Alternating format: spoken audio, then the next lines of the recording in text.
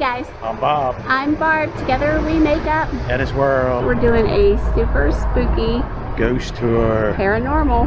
So stay tuned.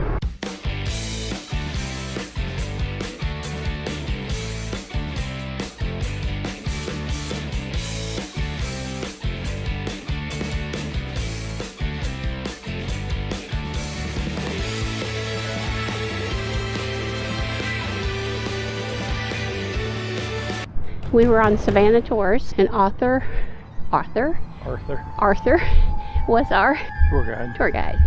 So we definitely would recommend. It's a fairly clean city. Actually, not too many homeless from what we've seen. Yeah, not too many at all compared to some major cities. Restaurants are open, but they are limited on staff because just having trouble finding workers. So we're walking now to where we're going to do the paranormal experience at 7, from 7 to 9. We're going to go back and get the bike and park closer. Yeah, bring the bike closer so we don't have as far to walk tonight in the middle of the night or after 9 o'clock, really. See if the city changes at that time. We're going to Monterey Square and the Pulaski Monument, I believe, is where we're meeting them.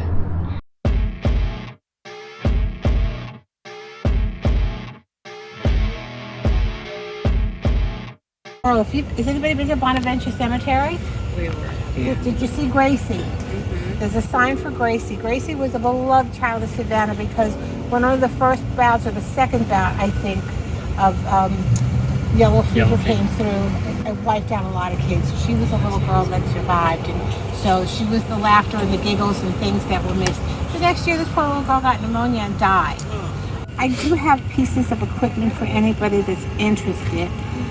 I got a new bag. It's got all these pockets. I have no idea what anything is. I do that. This is an EVP, if you're interested. Yes. If it shoots up to the orange and red, that means... Okay, let's just stop here for a moment. If you notice on her arm, there's a teeny little white dot that floated into the picture. Now this is technically, from our understanding of learning with her, a spirit. As you watch the rest of this video clip here, I will try to mark it as different colored little spirits interact in the picture. And I will also list what each color is for. But we're already seeing spirits we also don't realize is there, and our unit isn't picking up at the moment. There is a presence nearby. We could ask questions because I also have these dowsing rods. What I don't like about dowsing rods is the only questions we could ask are yes or no. Questions. Yeah. Yeah. Are you going to get me now? Yes. You know, but if anybody would like to hold it, let me know. And Yeah, can. we would If not, like I will put it one. away. Yeah. Yeah. Yeah, we'd like one. Is that It's all for you. Sure. Now, I've passed it around. There was a button there, but somebody it disappeared. But it still works with that little white thing. It lights up on its own, or Once we get to certain areas, it lights up on its own, but the more of an entity or presence there, energy. Basically, this is residual energy, which is what we are going to be in about 300 years. Whatever little dots you see and whatever, that'll be a little while passing by. Now, let me just say, ghosts appear based on who's looking for them. I have a picture that I'll show you later, and the reason why this woman appeared is because there were bridesmaids. So something made her come forward because she had the energy of the bridesmaids. She must have been late. She must have been one. Maybe she was a bride, and she came like this and disappeared.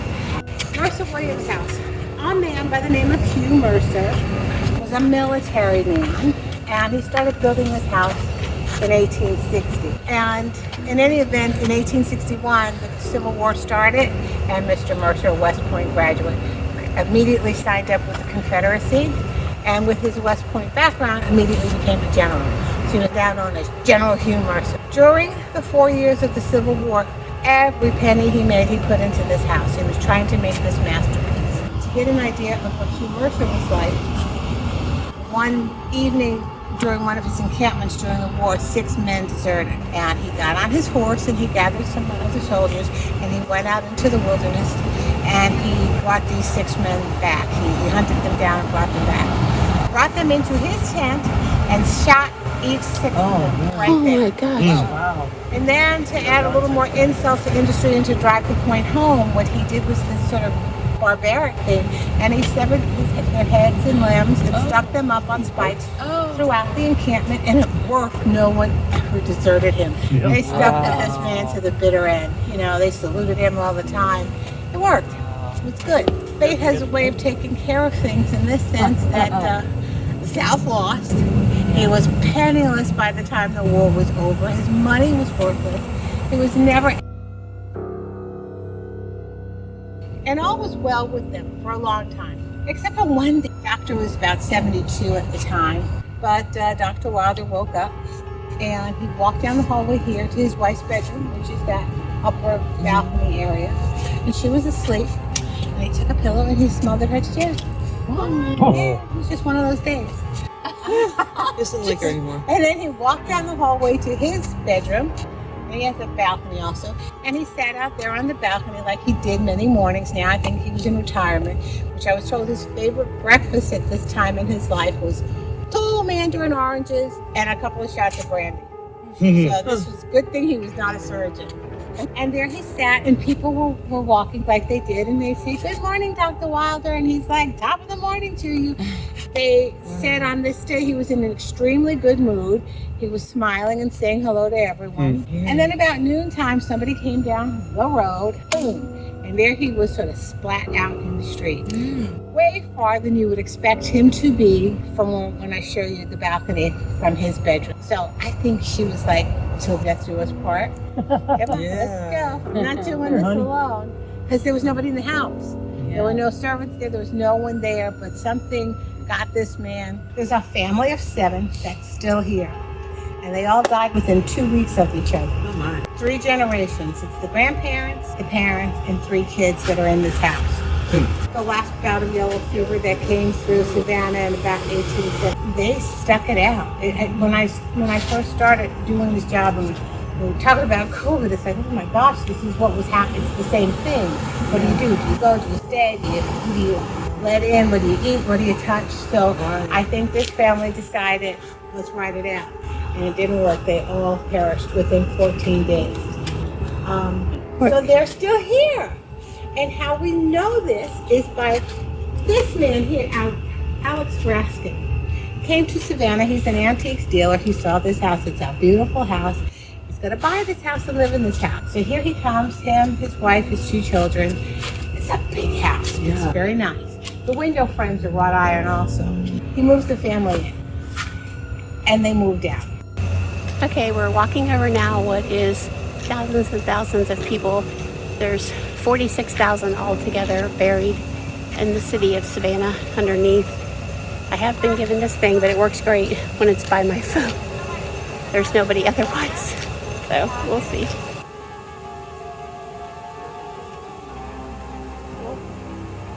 Can we talk to you? Oh, where did you go? There you are. Is it my phone? I'm getting 3 of them.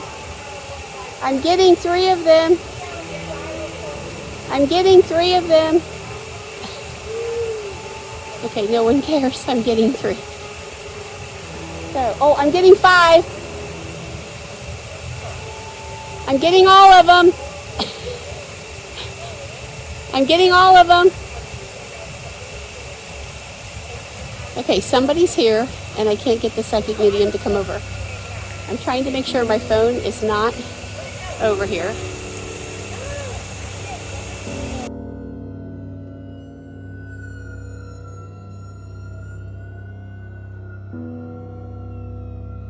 Bob just informed me that it's like the lion on the Wizard of Oz. It's being held together by wires because it's 400 years old, she said. Yeah, and it's being treated with antibiotics to keep it alive. Yeah. It's really strange. I mean, with so much negativity, you think that they would get rid of something like that. The energy, the negative energy that's gone into that and the horror. Can't imagine hanging from something like that. We spent the whole day, Savannah, and who doesn't like a good paranormal? I would like a good paranormal experience. Yeah, we had high hopes for the paranormal experience. I'm not so much a believer as much as Barb is, and we thought it was going to be a really neat tour, but it turned out it was just average for me. Yeah, I mean, we'd already heard all the same stories already during the day. There was nothing spectacular, nothing happened. I don't know how I feel about seeing the orbs, if it's part of the camera. The little machine she gave me definitely was affected by how my phone, if my phone was anywhere near it or anyone's phone was near it, it went off. So I felt very disappointed. But as far as the paranormal, I mean, for us anyway, it was a bust. it was so-so. So the last thing we want to point out is that we definitely want to show you that when riding our Can-Am Spyder at night, which we rarely do, is super well lighted. You know, we've got it lighted well enough that you can see us from every angle on the road, so we feel very safe. Yeah, we added enough lighting that looks factory, but it's not factory, and it gives it an additional orb. Orb. An orb, if you We were will. orbing. But yeah, it's got great lighting and a great presence on the road. So we hope that you liked this video. We hope that you at least enjoyed it. If it was, I'm sure it wasn't scary for you. We definitely would like your thoughts. Give it a thumbs up. We want to know what you think about this kind of stuff. What are your thoughts about the orbs? You better smash up that notification bell before Bob comes to get you. That's a scary thought. So remember, we're HetteshWorld. Come travel in our incredible world. Not scary world. Not Bye. scary. Bye-bye.